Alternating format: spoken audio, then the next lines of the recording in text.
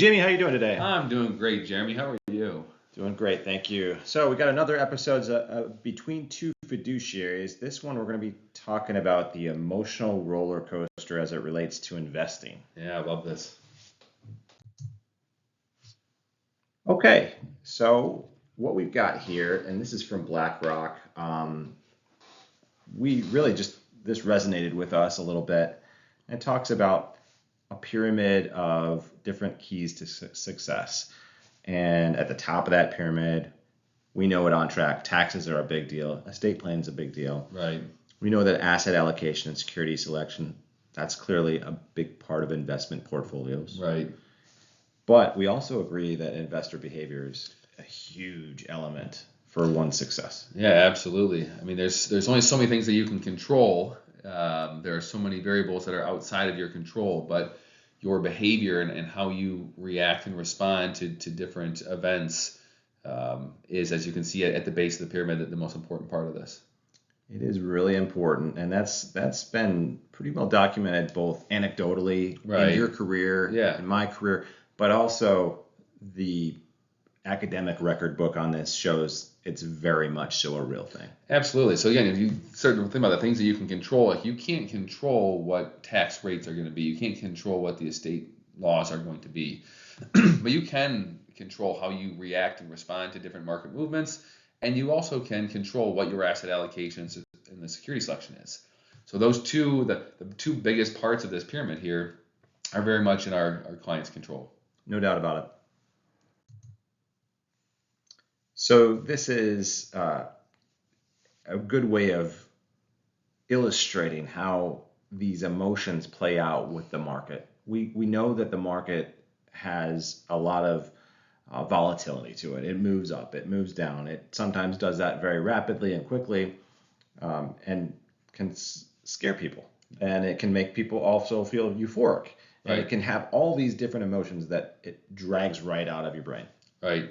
Well, again, when you include the emotional element here, a lot of times people will see the market going up when they can't figure out why it is, because something that they see going on doesn't make sense as to why the market would be going up, and vice versa. Why is it going down when things seem better to them? So I've always found it interesting that the academic studies proven this out. To your point, stocks are like the one thing that people emotionally are not equipped to want to buy on sale.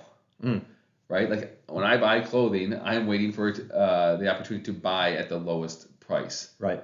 But our brains are just not wired to work that way when it comes to our asset purchases. We think that when the market is going lower, that it's just going to naturally continue on that pathway. That's what our brain leads us to think. Right.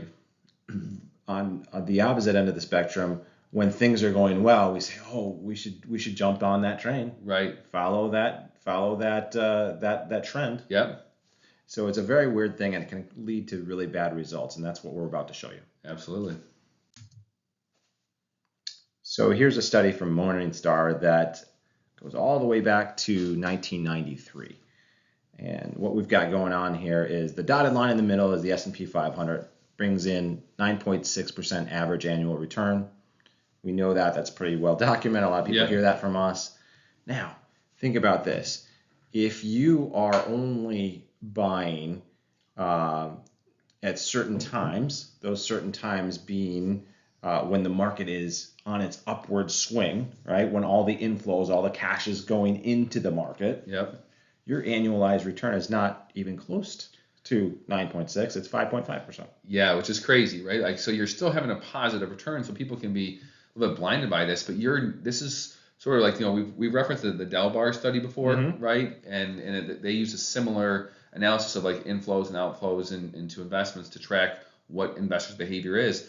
And this is where you can see the average investor is just harming themselves, because the difference there between the 5.5 and the over 9% average return, if you're just to get the average, you're leaving so much out there. You're causing irreparable damage to your portfolio. Sort of on the other side here is the yellow bar, and this shows that when the market is seeing the flows go out, you're buying. Right. And this is sort of like, call it the Charlie Munger and Warren Buffett style of investing. Right. When everybody else is leaving, they're coming to the party. That's right. Yep. And so you buy, then your annualized returns are crushing the S&P 500 at that point, nearly 14%. And what is it? The be fearful when others are greedy, and greedy when others are fearful. The 13.9% requires you to plug your nose a little bit and buy. Yep. Right, which is just it's not easy to get anybody. I mean, it's not easy for anybody to do that. But the few that are able to and control their emotions better have had much greater long-term success. So is the message not really try to time things, but rather stay consistent? Exactly. I think eventually it ultimately comes back to have a plan, build a comprehensive plan. And we always talk about the importance of planning here, right? Build a plan that you can understand, allows you to understand the impacts of volatility in the markets on your portfolio, which will give you the confidence to stay invested and not be so worried about timing the market. Well said. If anybody's got questions, reach out to On Track Wealth Management. Thanks again, folks.